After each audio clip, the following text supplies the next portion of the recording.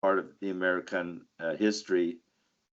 From what I could see, when you see religion and politics mixed together, when you break down the wall of separation that Jefferson wanted to have in the Constitution, and you start to use religion as a tool or means of communication, then that's where you think you're better or you're than your neighbor who doesn't share your same religious views and opinions. And so historically, this has been a problem since the conception of our country. Historically, our country started with a period called the Great Awakening by George Whitefield, was part of the Great Awakening. And the Great Awakening was in the beginning when we broke away from the British. There was a Great Awakening that there should be a separation of powers and a separation of religion from the state, that the government should not dictate the beliefs and the religious convictions of the people, that people had the right to choose their own beliefs and their own convictions, and that the government really was there to serve the people's interests, which is what religion has done in culture. What religion has often served is the interest of different people. You know, the Dalai Lama talks about Buddhism and how the interest that Buddhism serves are those people that live in those countries. And people who live in a country that practices Christianity perhaps would be better served by Christianity and not Buddhism. That's the Dalai Lama talking. And so we have to look at the differences in beliefs, but that should not be a basis of government control, or government intervention should not intervene in the affairs of religion. But also, government should not permit religious influences to affect governing, because the government is not a government for a particular religion or religious perspective. And so the Great Awakening was a time when these people in our country, in the US, I'm an American born here in America, where these were real issues because they saw the real dangers when you mix religion with politics. Today, they're one and the same. The religion influences both secular religious interest and evangelical religious interests are at loggerheads right now. You have all these different religious types who want to enforce their beliefs on other people, and then the government is acting as a arm of religious tyranny. Some American missionaries in China recently got kicked out because they broke the laws of China.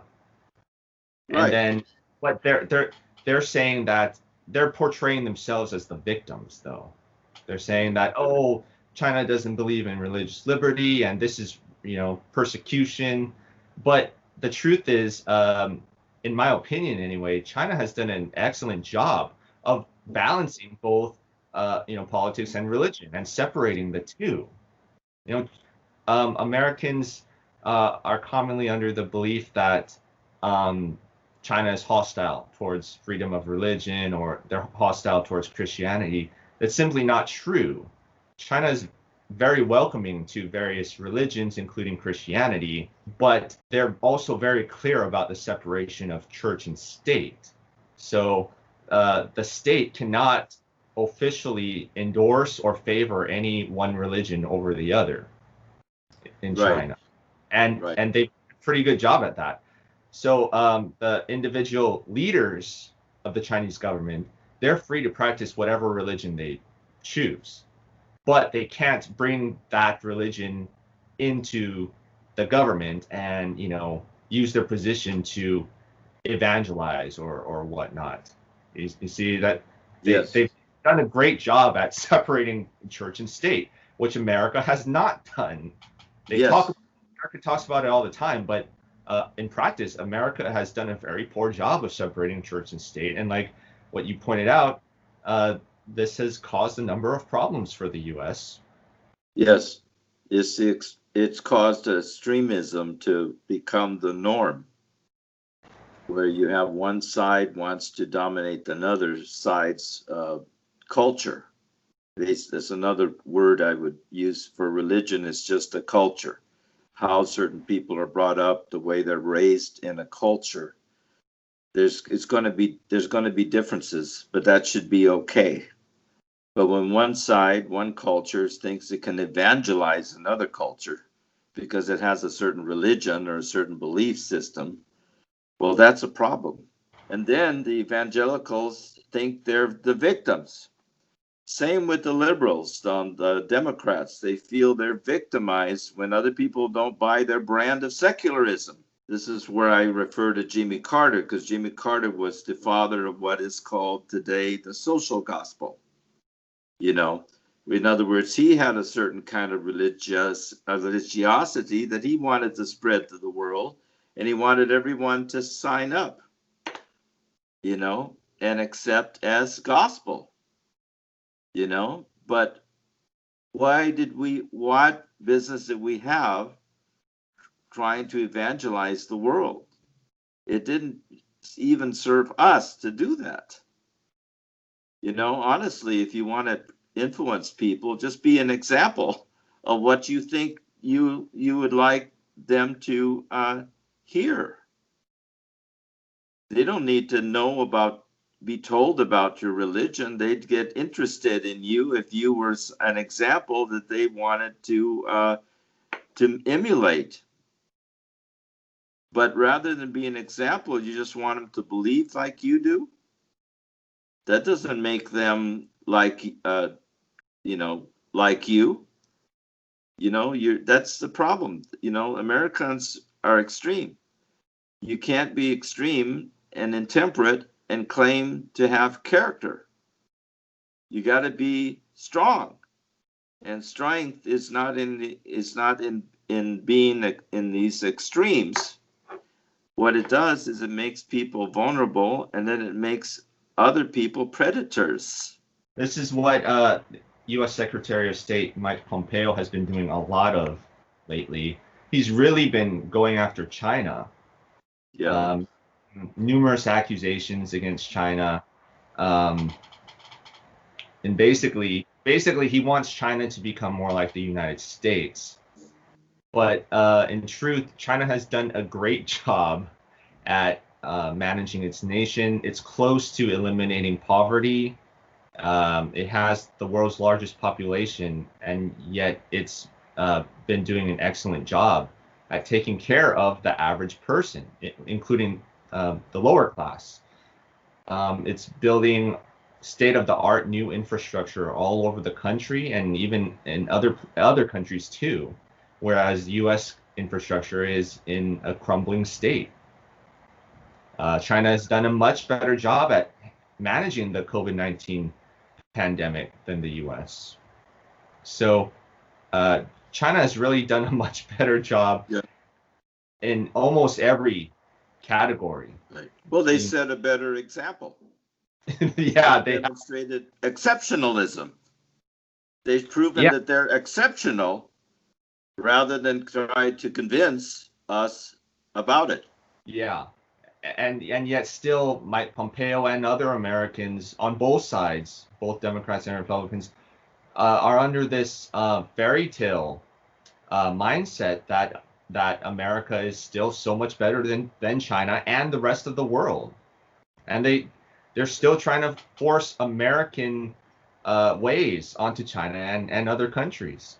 Well, Pompeo, like the others in Trump's administration, are evangelicals. They're outright evangelicals. They are there to proselyte. Bill Barr is not the secretary of, he's not there for the position that he's supposed to serve. He's there to evangelize. Right now, the trend is to be anti-liberal, to evangelize the liberals and the liberals have been, for 40 years, been trying to evangelize the conservatives. So what happens when one side says, I don't really want any part of your religion? What about then? What do we do now? Well, that's where we are right now. There's no communication on either side. I'm a religious person. I'm a Christian. I'm a fundamentalist Christian to boot. But I don't believe in running around trying to convert people to my way of thinking. I'd rather be an example of what I believe. Religion should not have undue influence. I mean, undue influence over a government, but also over culture. What's happened is through our history, where the U.S. has evangelized different people, eventually they rebelled. Eventually they have to throw that off. Eventually they have to reject it. That's what's happened, where in the past people welcomed different opinions and different views, but then when it became imposed on them and it became a means of government interference and control, well, then rather than lose their own culture, people have chosen to reject being evangelized. That's what it seems like it's happening to Okinawa, Hawaii, people that at some time in American history, you're the expert on this subject, Robert, but isn't that what, haven't they been evangelized at one time, but now it's not anymore about sharing different views? Yeah, so in the case of Hawaii, Hawaii was an independent country. It had friendly relations with the United States and with many other countries around the world. It welcomed American missionaries and British missionaries and missionaries from all sorts of faiths and countries. Some of the descendants of the American missionaries, the children, they were businessmen, and they were interested in forcing Hawaii to become part of the United States. Even though Hawaii at the time, during the 19th century, Hawaii was the most Christian nation on earth. 99% of the country were Christians. The American missionaries, or the children of the American missionaries, they didn't really care about Christianity. They didn't care about Hawaiians. They didn't care about anything. They wanted money, and they were looking after their own business interests. So they conspired with the United States ambassador to Hawaii at the time to have a contingent of the U.S. Marines invade and illegally overthrow the rightful Hawaiian government. So this was the most unchristian thing they possibly could have done. 90% of the Hawaiian people, who were Christians, by the way, they signed petitions called the Kue petitions, basically saying that they oppose annexation into the United States and that they support the Hawaiian Queen, the Hawaiian constitutional monarchy. Yes. And at the time, U.S. President Grover Cleveland, along with a number of members of Congress on both sides, on both parties, they strongly supported restoring the rightful Hawaiian government. They said this is illegal, this is unchristian, this is un-American, this goes against everything we stand for. Unfortunately, President Cleveland's time in office came to an end, and his successor was William McKinley, who was a staunch imperialist. Well, McKinley basically forced the annexation of Hawaii, which is illegal, by the way, because there was no treaty of annexation. Under both international law and United States law, the only way to acquire another territory is through a treaty of annexation. But because the Hawaiian people opposed it, there is no treaty of annexation, making it illegal, even to this day. Well, that's very tragic. You see, it started out like a good friendship and a relationship building between peoples, and it turned out being another exceptional disaster.